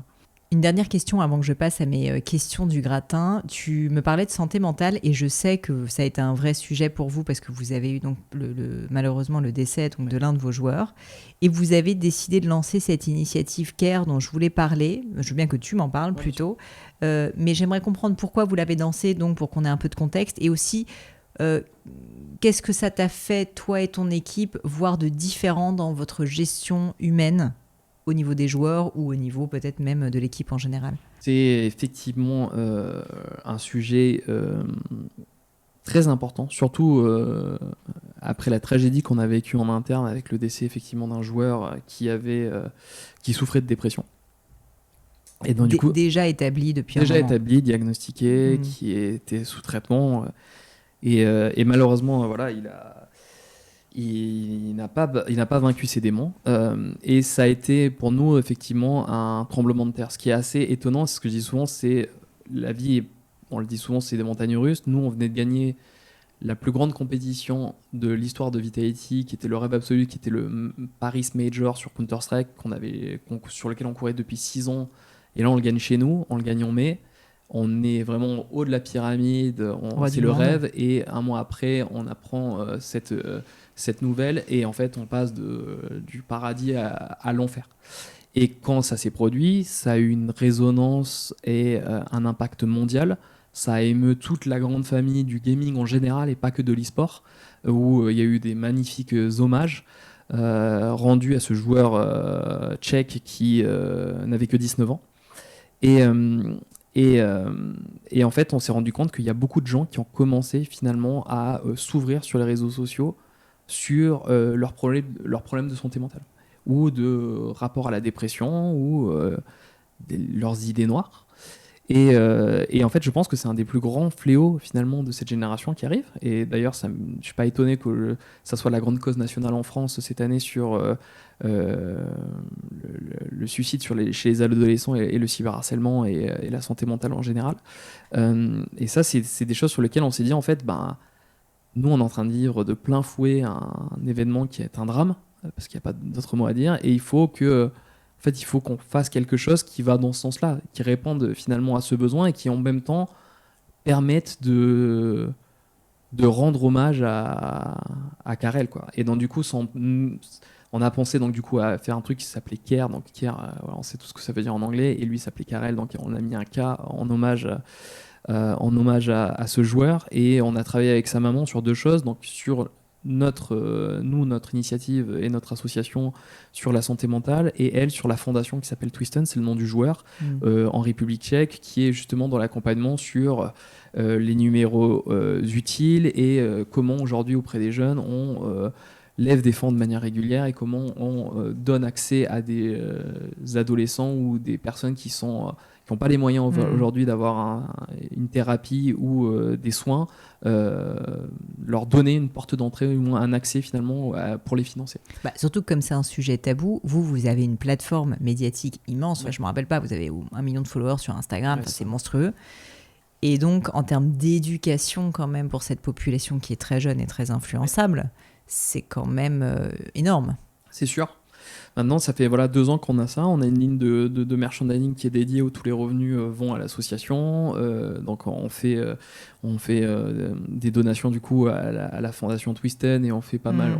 Ça nous arrive aussi de faire des événements caritatifs où on lève de l'argent là-dedans. En interne, on bosse aussi avec une plateforme qui s'appelle Mocacare pour les employés, justement sur avoir accès à un psychologue ou avoir les bonnes gestes ou une sorte de chatbox qui va avoir à booster l'intelligence artificielle les bons mots et les bons réflexes sur les méthodes quand on a des moments de moins bien, de burn-out ou des choses comme ça. Donc on essaie d'avoir ces initiatives. Elles sont présentes. On aimerait faire beaucoup plus, évidemment.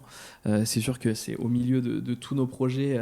C'est un projet qu'on navigue à travers les urgences, mais c'est quelque chose qui est essentiel et sur lequel on est très fiers et qu'on espère avoir de plus en plus d'initiatives. On en est très fiers et si tu veux mon humble avis, on n'en fait pas encore assez. Et ça, c'est les choses sur lesquelles c'est important, mais du coup, effectivement, c'est très...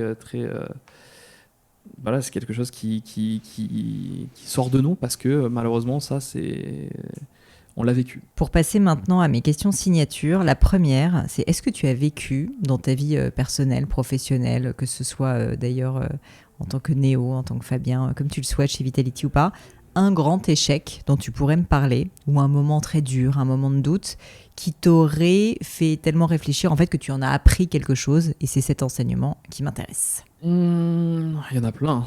Il y en a un vraiment qui m'a fait du mal, et c'est sportif, encore une fois. C'est un jour, on a pris beaucoup de risques à l'échelle de la boîte et on a créé ce qu'on appelle une super team. C'est-à-dire que tu vas chercher des top talents. Top players. Qui coûtent et plus vraiment cher. Très très cher. Et le but, c'est vraiment de se dire, là, je vais écraser la concurrence, je vais tout gagner. Et super team veut dire super ego aussi. Et c'est très difficile de gérer des super égos. Et dans une équipe, il faut toujours des gens qui sont au service du collectif et qui sont des facilitateurs. Tu peux pas avoir que des superstars. Et ça a été un gros échec. C'est-à-dire que le moment, on s'est même pas qualifié, dis-toi, au play-off. C'est-à-dire. En fait, ils étaient presque en compète entre eux, quoi. Ouais, il y a beaucoup d'histoires en interne, beaucoup de choses comme ça. Et en fait, on n'est même pas sorti des poules, quoi. C'est pour te dire. Et quand tu as une promesse forte, que tu la vends à ton investisseur, tu la vends à ta communauté, tu te convaincs toi-même parce que tu es persuadé que c'est la vérité et que ton ego, et c'était mon ego aussi, le mien, c'était qu'une histoire d'ego, tout ça, me disait, moi je vais y arriver. Les autres n'ont pas réussi, personne n'a jamais réussi, mais moi, Fabien, je vais y arriver parce que je suis meilleur que les autres. Parce que moi je suis un vrai joueur. Non, parce que moi je sais exactement comment il faut faire ça, et puis regarde, j'ai gagné ci, j'ai gagné ça. Et en fait, la vie, c'est un travail d'humilité en permanence, et le sport encore plus. Et ça m'a fait beaucoup souffrir, et beaucoup aussi peut-être redescendu un petit peu les pieds sur terre. C'est-à-dire que de temps en temps, je pense qu'on a tous eu une phase dans notre carrière où on était arrogant, ou qu'on avait un peu le melon. Et je pense que ça m'est arrivé aussi, et que peut-être en fait j'avais pas les gens autour de moi peut-être pour me le dire. Et je pense que le sport te ramène à ça par définition. Et j'en ai beaucoup souffert dans le sens où la boîte a mis du temps à s'en remettre, parce qu'il a fallu tout cleaner, il a fallu vendre les joueurs, certains restaient là, donc tu avais des reliquats d'énormes contrats sur des hybridations d'équipes qui n'avaient aucun sens. Et donc du coup, et ça aurait pu aussi entacher la relation de confiance que j'ai avec l'investisseur, qui pensait lui aussi avoir une belle accélération et quelque chose. Et donc du coup, il y a eu beaucoup de remises en question, et de me rappeler qu'en fait, l'argent c'est bien, mais ça ne garantit pas tout, hein, et qu'il y a pas mal de choses sur lesquelles il faut le faire de manière transitive, il faut être de manière progressive, et il faut rester le plus humble possible, parce que de toute manière la vie nous ramène à notre propre condition à un moment donné. Ça m'évoque un peu le fait, tu sais, qu'il n'y a pas de recette magique. On aimerait bien, tous. On aimerait bien. Sinon, tout le monde serait riche et successful, malheureusement. Si c'était que l'argent. Exactement. Est-ce que s'il y avait quelque chose à refaire, tu referais quelque chose différemment ? Bizarrement, non. En fait, parce que vraiment, toutes ces petites cicatrices, ça fait partie de moi. Voilà, j'ai pas forcément je suis pas quelqu'un qui a beaucoup de regrets. Voilà. J'ai pas beaucoup de regrets. Et j'espère que j'ai fait les choses bien. J'en suis plus, et je dors bien la nuit. C'est-à-dire que voilà, j'ai pas la sensation que j'ai été. Sauf quand tu perds un match. Ouais, si je suis un boudeur. Ça c'est différent. Tu dors pas mal, du boudeur. On joue dans pas longtemps. Désolé, je te fais. Ouais, t'inquiète. Mais non, je suis un boudeur. Oui, je suis un mauvais perdant, par contre. Je suis un très mauvais perdant. Faut t'assumer à moitié pardonner. Mais en même temps, je me dis, après 12 ans, je suis toujours un mauvais perdant. C'est que t'as pas assez perdu. Non. Alors ma femme me dit tout le temps, et pourquoi tu râles? T'as tellement gagné. T'as été champion. Et à chaque fois, je dis non, c'est pas assez. Mais en fait, ça, c'est maladif. Mais c'est pas ça. C'est que en fait, le jour où je pense que la défaite ne me maintient plus, c'est que c'est le moment de partir. Et je suis content. Donc du coup, je boude 20 minutes, et après 5 minutes après, je suis en mode allez, c'est parti, il va faire ça. Et comment c'est passé? Et du coup, je suis un peu en revanchard. Donc c'est un carburant. Donc, mais j'ai pas de regrets, et j'aurais rien fait différemment, parce que ouais, je pense qu'à la fin de cette aventure, je pourrais me regarder dans un miroir, et je pense que je me suis pas perdu. Qu'est-ce que tu trouves beau? Qu'est-ce que tu trouves beau au sens esthétique? Qu'est-ce qui te touche? Qu'est-ce qui t'émeut? Qu'est-ce que t'aimes voir? Qu'est-ce que je trouve beau? La première chose qui me vient à l'esprit, c'est mon fils. Voilà, moi je suis... Qui a quel âge? 6 ans déjà. Je fais les choses jeunes. Hein. Ouais, je dois dire, t'es très précoce, surtout. Hein. Moi, je voulais monter ma boîte à 19, avoir mon fils à 26. Non, j'ai un petit garçon de 6 ans, et je suis complètement un papa gaga, et 6 ans après, je suis complètement biaisé. Mais j'avoue qu'un enfant qui dort, mon fils qui dort, et c'est juste, je trouve que c'est le truc le plus apaisant et le plus rassurant. Et des fois, c'est aussi le truc où je me dis, à quoi bon? Tu vois, c'est pas à quoi bon, mais dire le reste, c'est pas grave, quoi. C'est genre, quand t'as quelqu'un en face de toi qui est apaisé, qui a l'air de n'avoir aucun souci, et que c'est juste ce qu'est la vie pour être la vie, quoi. Et c'est hyper... c'est mon refuge, et c'est ma deuxième ambition dans la vie, quoi. Ma première ambition, je dirais, même avant ma boîte, c'est qu'il me paye Netflix et la clim à l'hospice en disant j'ai eu un papa extraordinaire. Bon goal. Bon goal de vie, je trouve ça pas mal. C'est au-delà de l'entrepreneuriat, je te dirais. Voilà, je le mettrai pas deuxième. Qu'est-ce qui t'irrite à l'inverse? Qu'est-ce que tu détestes voir? Qu'est-ce qui t'enrage? La bêtise, hein, c'est bête à dire, hein, mais c'est genre là, les réseaux sociaux, ces derniers temps, que j'aille surtout Twitter. J'ouvre Twitter. Ah, tu y vas donc. C'est mon métier, malheureusement. Ça fait partie du métier parce que c'est le réseau social par référence. Et c'est là où on s'adresse le plus à notre communauté qui est vraiment captive et native à Twitter. Donc, malheureusement, ça fait partie. T'es obligé de l'allumer. Et vraiment, des fois, mais des fois, j'ai peur, quoi. J'ai peur parce que tout est à matière à débat, tout est à matière et ça m'inquiète, ça m'inquiète pour mon fils aussi. Le côté de le sens critique, tout ça, et puis le rapport aussi par harcèlement, la masse, la meute. Non, c'est des choses sur lesquelles, quand je le vois, ça peut vraiment me gâcher ma soirée. Et en plus, c'est bête parce que des fois, en plus, nous, on est sujet au sport. Donc, quand tu perds, que ça soit les personnes, pas en France parce que c'est interdit, mais à l'étranger qui t'insultent parce qu'ils ont fait un pari d'argent et que du coup tu perds et ça marche pas, et après t'as tes fans qui sont dans l'émotion, mais eux c'est de l'amour-haine, c'est que tu sais qu'ils sont vilains, mais en fait ils sont pas vilains parce qu'ils t'aiment, ils te disent ça parce qu'ils souffrent aussi avec toi, donc tu mets le filtre. Et après, à côté de ça, t'as ton algorithme qui est là que pour remonter les topics très brûlants d'un extrême à l'autre. Tu te dis, je trouve que ça m'abîme un peu, et des fois ça me fait perdre un petit peu foi en ce qu'on devient, quoi. En l'humanité. Comment tu fais pour t'en prémunir ? Tu coupes, tout simplement. Ouais, mais ça, tu vois, malheureusement, ça n'existe pas sur ma génération parce que le virtuel fait partie de ma réalité. En fait, dans ton métier, surtout. Exactement. Puis même de cette génération-là, quoi, si je le vois avec mes joueurs, pour eux, leur identité numérique, ça fait partie intégrante de la nôtre. Tu vois, par exemple, mon pseudo, c'est Neo de Matrix. C'était ça le propos du premier Matrix. C'était comment finalement le réel et le virtuel. Même le virtuel a pris le dessus. Enfin, entre guillemets, son nom. Alors, en réalité, qui est le réel, qui n'est pas le virtuel, mais c'est une sacrée mise en abîme, quoi. Exactement. Et donc, du coup, en fait, tu vois que en fait, c'est le simple fait de couper le téléphone aujourd'hui, maintenant, ne te protège plus. Parce qu'en fait, finalement, ça reste, tu t'es déjà exposé, ou tu te tortures parce que le cerveau est une machinerie qui a tendance à se focaliser sur le négatif, etc. Et donc, c'est difficile. Donc, voilà, non, le truc, c'est de s'occuper, c'est de trouver des choses qui t'aèrent et de pas construire sa vie qu'autour de son travail, je pense. Et quand on a une métier passion, c'est difficile de tracer une ligne. Comme moi, ma passion, en vrai, bien sûr, j'adore regarder de l'e-sport, même quand c'est pas Vitality, j'adore ça. Mais au bout d'un moment, il faut aussi que s'aérer, quoi. Et tu fais des choses pour t'aérer ? Ouais, alors pendant longtemps, non. Mais là, maintenant, j'adore écrire, c'est quelque chose que j'adore. Et je pense que ça fera partie de ma vie un jour, pas autant qu'auteur ou romancier. Moi, j'aimerais être plutôt sur le développement de projet et sur l'écriture de scénarios. C'est vraiment ce que j'aime développer.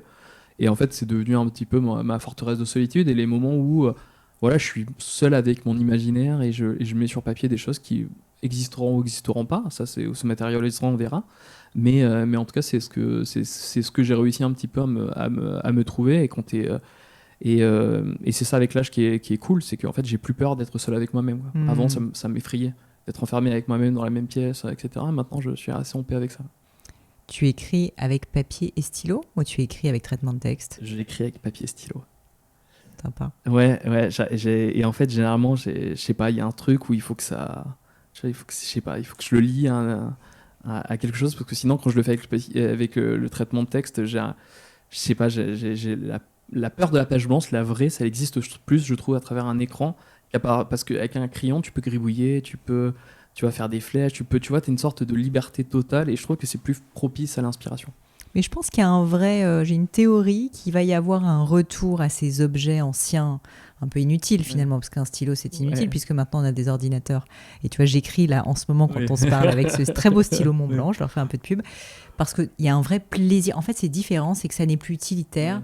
T'es dans le plaisir ou t'es dans l'émotion, en fait, et c'est autre chose. Mais c'est marrant parce que tu vois, genre là, mon fils apprend la calligraphie, il est en CP, et du coup, des fois, je lui fais des modèles, et j'avais une sorte de, comment dire, c'était presque de l'ASMR, mais c'était genre le fait de m'appliquer pour faire des jolies lettres, et en fait, ça faisait des années finalement que, à part des signatures, parce que voilà, tu fais des signatures ou des dates, tu prends des notes, et voilà, c'est des écritures de médecin, parce que c'est des notes que tu relis ou tu relis pas, mais que tu vas faire ta minute, etc. et tout. Et là, c'était la première fois où je refaisais, tu sais, ces lettres liées avec ces jolis H, ces majuscules et tout, et j'ai trouvé ça hyper relaxant. Et je me suis dit, waouh, en fait, c'est cool, quoi. Et du coup, lui, en plus, il me dit, tu écris bien, et je t'en dis merci. Est-ce que tu as une maxime, un mantra, une citation qui compte pour toi, que tu t'étais peut-être répété un moment dans ta vie, que tu pourrais partager avec nous? Je l'ai vu dans un truc à la télé où quelqu'un qui a dit tout passe. Et je trouve ça très juste. Tout finit par passer. Et en fait, je trouve que c'est ça. En fait, c'est la vie, c'est ça en fait. Pour moi, hein. Attends, on part dans des trucs et ça. J'ai l'impression que j'ai 60 ans parfois, mais non, mais c'est que j'ai l'impression qu'il y a pas vraiment quelque chose qui est grave, quoi. Surtout dans ce qu'on fait. Donc, pour moi, c'est oui, tout passe. Mais c'est fou comme on se met la pression et comme sur le coup, ça paraît insupportable. Mais c'est un pari insupportable et parce qu'encore une fois, on a toujours envie de bien faire, etc. Et tout. Mais il y a un côté où je pense que si on arrive à gérer en fait les moments où sa nervosité, même sur des trucs anodins, je sais pas, des gens qui s'énervent au volant ou qui jouent, mais jeux vidéo, ça pouvait m'arriver aussi. Je me voyais de m'énerver ou de me frustrer, etc. Et je dis, en fait, le jour où j'arrive à me canaliser et juste dans une situation où je pourrais être un peu énervé, nerveux, etc., rester calme, en fait, dans les moments de vraie panique, les moments où il faudra vraiment réagir et avoir les idées claires, et ben en fait, j'aurais déjà un peu plus de maîtrise et j'aurais déjà un peu entraîné ce muscle-là. Et donc, du coup, c'est ce que je me dis maintenant, c'est que j'essaie de prendre un peu de distance, de souffler un bon coup avant les trucs et de me dire, au final, est-ce que c'est si grave que ça? Ou quand c'est grave, c'est grave. Mais quand il y a des trucs où je me dis, ça va passer. Ou c'est une tempête dans un verre d'eau. Et du coup, ça te permet aussi de prendre une distance avec le sujet et de le traiter avec le bon raisonnement. Parce qu'en fait, on va à une génération où on veut tout de suite répondre. Oh, il a dit ça, il m'a critiqué, il m'a attaqué sur le truc, je vais lui répondre tout de suite dans l'instantanéité avec 129 caractères et justifier pourquoi j'ai raison et que lui, il a tort parce que je vais imposer mon truc. Non, en fait, est-ce que ça vaut la peine de répondre sur un truc où tu es piqué, où tu es la seule personne piquée que personne ne va regarder? Est-ce que ça vaut la peine? Non. Allez, tout va bien. On ferme le truc, on passe à autre chose, fais quelque chose d'utile, fais quelque chose de concret. Et ça, c'est un truc, tout passe. De prendre les choses moins personnellement. Ouais, exactement. Et ça, en fait, si tu prends pas les choses personnellement, ça passe. Oui, ça passe. Mais voilà, mais ça demande du temps. Genre, moi, je le vois, hein, c'est impossible on n'est jamais véritablement guéri des commentaires négatifs et des feedbacks négatifs. On sera jamais guéri. Quelqu'un dit non, moi j'arrive à prendre le recul. Ça fait toujours mal. Et ça fera toujours mal. Et je pense qu'il faut aussi le verbaliser, l'intellectualiser. C'est que même après 50 ans, tu stresses toujours. Même après 20 ans de métier, oui, t'es un peu plus endurci, t'as le cuir un peu plus dur, mais ça fait toujours mal. Et ça va. Et en fait, il faut pas se mentir. Et il faut pas mentir aux gens en l'idéalisant. Il faut dire non, c'est toujours là. Je stresse toujours avant ces trucs-là. Je stresse toujours avant la prise de parole. J'ai toujours mal quand quelqu'un me pique. Quand quelqu'un touche sur un truc où j'ai une insécurité, ça m'affecte. Mais c'est à moi de décider si ça en vaut la peine ou pas. Et d'un autre côté, pour rebondir sur ce que tu disais un petit peu plus tôt dans notre conversation, j'ai le sentiment que si ça te touche plus du tout, c'est aussi à l'inverse qu'il y a un problème. Ouais. Parce que si jamais vraiment t'es plus du tout affecté par rien, je suis d'accord. C'est qu'à un moment donné, t'es plus... T'es ailleurs, tu vas ailleurs. Ouais. Et moi, je pense que c'est ça aussi, le truc, c'est que moi, chaque fois que j'ai été ça, où j'ai un truc où il n'y a plus d'émotion, c'est pour moi, je me dis, je me mens plus à moi-même, en fait, je suis soit plus la bonne personne, ou soit en fait, j'ai la sensation que je ne peux plus apporter à la chose, quoi. Dernière question pour toi, est-ce qu'il y a un livre ou un objet culturel, ça peut être un jeu justement, qui t'a particulièrement marqué à une période dans ta vie, dont tu pourrais me parler parce qu'il t'a appris quelque chose, fait réfléchir à quelque chose de différent? J'ai une Madeleine de Proust, si tu veux. Ma Madeleine de Proust, c'est assez ridicule, pas du tout, en fait, je l'assume complètement. Non, je l'assume complètement. C'est le premier Jumanji avec Robin Williams. Le film, donc. Le film, ouais. Que j'ai pas vu. Ah, c'est vrai? Non. Ah, quel chef-d'œuvre. Et voilà. Tu sais que Matrix étant probablement l'un de mes films préférés, que j'ai vu à peu près 45 fois, peut-être même plus. Ouais, trop bien. Si tu me dis que tu aimes Jumanji en t'appelant Néo, je vais regarder Jumanji. Non, mais en fait, je pense qu'il y a deux trucs. C'est que, je te disais, pour moi, j'ai un truc, c'est que j'essaye de garder ce qui me faisait peur, ce qui me fascinait et ce qui me réconfortait quand j'étais petit. Et c'est un film doudou pour moi. C'est vraiment ça. Et du coup, quand je l'ai revu, quand j'avais 17 ou 18 ans, j'avais peur de trahir un peu l'enfant qui l'avait regardé, qui avait tué la VHS le samedi matin sur le canapé. Et j'avais peur de trahir l'enfant, d'y rajouter mon regard d'étudiant en cinéma un peu pédant et de me dire non, les trucs et tout. Et en fait, j'ai été hyper en paix avec moi-même parce que même à 17 ans, je me suis régalé. 25 ans, je me suis régalé. 26 ans, je me suis régalé. 30 ans, quand je regarde maintenant avec mon fils de 6 ans, je me régale. Et en fait, non. Et en fait, ça parle d'un truc qui me parle beaucoup parce que je pense que ça fait vachement écho. Et c'est marrant parce que comment je l'ai intellectualisé. C'est l'histoire d'un jeu aussi. Ouais, c'est l'histoire d'un jeu. Et c'est marrant parce qu'en fait, tu vois, genre par exemple, même en pseudo, Neo par rapport à Matrix, c'est dingue comme l'inconscient fait bien les choses parfois. C'est-à-dire que l'histoire de Neo sur se plonger dans un jeu, etc., j'ai l'impression qu'en fait les choix que j'ai fait quand j'avais 12 ans sur Pokémon Jaune, parce que c'est ça, hein, j'ai mis comment veux-tu t'appeler sur Pokémon, j'ai mis Neo parce que je trouvais que Keanu Reeves avait la classe. Je me suis jamais non mais oui, trop beau. Mais tu vois, et je me suis jamais dit tiens dis donc c'est quelqu'un qui a 2 pilules qui va aller dans le jeu, etc. Et en fait Jumanji, qui est mon jeu doudou, parle absolument de toutes mes angoisses. Et c'est hyper mélodramatique ce que j'ai dit, c'est pas du tout inspirant, etc. Mais en fait c'est quand tu regardes bien, c'est un gamin qui est en conflit avec son père et son père veut le mieux pour lui. Mais la manière dont il lui exprime, en lui disant tu vas aller dans ce collège privé de bonne famille qui va t'apporter la structure, la rigueur, le goût du travail, parce que c'est ce que mon père et moi-même j'ai fait et que regarde comment on est successful, regarde comment on a fait, etc. Et parce qu'il veut le protéger. Exactement, au fond. il veut le protéger et qu'il veut son bien, mais que la seule manière qu'il lui montre, c'est par l'autorité, parce que lui-même a sûrement eu ce manquement d'amour et d'affection et cette pudeur aussi là-dedans. Et le gamin est en rejet parce que c'est son âge et lui dit je te déteste, et il part ce soir-là. Et cette boîte de jeu qu'il a trouvée dans un chantier désaffecté va commencer à avoir une sorte de résonance tribale et il va être aspiré dans le jeu et il va se passer 25 ans. Et quand il va revenir, par le biais d'un hasard, avec la famille qui a reacheté la maison et qui a trouvé dans un mur un petit peu par surprise le jeu, ils vont le faire sortir du jeu, mais le temps est passé, quoi. Et son père est mort, la ville est complètement désaffectée parce qu'elle résidait sur les business de son père, etc. Et en fait, j'ai toujours trouvé ça extraordinaire. Et ce que je ne comprenais pas et ce que je me l'applique maintenant, c'est que moi, j'ai eu ça vraiment aussi. C'est que j'ai commencé à bosser, j'avais 18 ans. Et en fait, j'ai jamais arrêté. J'ai jamais levé le pied. J'ai jamais pris de vacances. J'ai jamais pris même pour la naissance de mon fils, j'ai pris genre 2 semaines. Et en fait, j'ai eu l'impression que je me suis perdu aussi dans la jungle du Jumanji pendant longtemps.